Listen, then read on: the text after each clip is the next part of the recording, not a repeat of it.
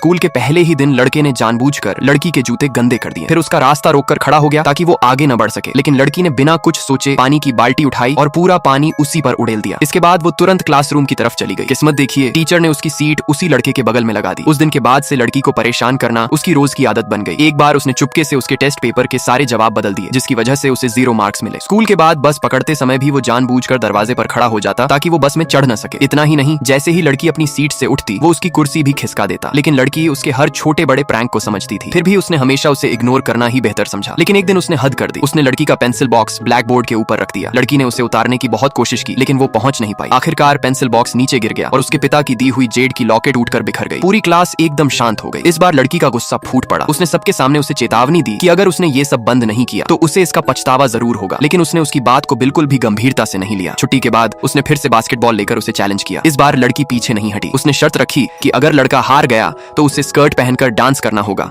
और अगर वो हार गई तो अपना सिर मुंडवा लेगी। लड़का तुरंत मान गया। अपनी लंबाई का फायदा उठाते हुए उसने पहले लड़की को शूट करने का मौका दिया। उसे क्या पता था कि लड़की बचपन से अपने पिता के साथ बास्केटबॉल खेलती आ रही थी। उसने आसानी से पहला 3 पॉइंटर डाल दिया। कई राउंड के बाद वो 1 पॉइंट से आगे निकल गई। आखिरी राउंड में उसने सीधे उसके हाथ से बॉल छीन ली और उसकी डिफेंस भी आसानी से तोड़ दी। तभी लड़के का पैर अचानक मुड़ गया। उसकी चोट का फायदा नहीं उठाना चाहती थी, इसलिए लड़की ने मैच वहीं रोक दिया। लड़के ने दूसरे गेम से फैसला करने का सुझाव दिया। दोनों पिंग पोंग टेबल पर पहुंचे। उसे नहीं पता था कि लड़की बचपन से अपने पिता के साथ टेबल टेनिस खेलती थी और अपनी उम्र के किसी भी खिलाड़ी से कभी नहीं हारी थी। इस राउंड में भी जीत उसी की हुई। दूसरा मुकाबला था टाइपिंग स्पीड का। लड़का बहुत तेज टाइप करता था, लेकिन उसे कई चीनी अक्षर नहीं आते थे। ये राउंड भी लड़की ने जीत लिया। आखिरी मुकाबला था गुब्बारों पर डार्ट्स फेंकने का। लड़की के लगभग हर डार्ट ने सही निशाना लगाया, जबकि उसके सारे डार्ट्स गुब्बारों के बीच की खाली जगहों में जाकर लगे। जब लड़की को लगा कि मुकाबला खत्म हो चुका है, तभी आर्केड के मालिक ने अचानक लड़के को ग्रैंड प्राइज दे दिया। असल में सभी निशाने चूकना ही उस गेम का छिपा हुआ ग्रैंड प्राइज जीतने की शर्त थी। इस तरह दोनों का स्कोर बराबर हो गया। लेकिन अगले दिन मॉर्निंग असेंबली में लड़की एक जोरदार हंसी की आवाज सुनकर चौंक गई। पीछे मुड़कर देखा तो लड़का पूरी लाइन के सामने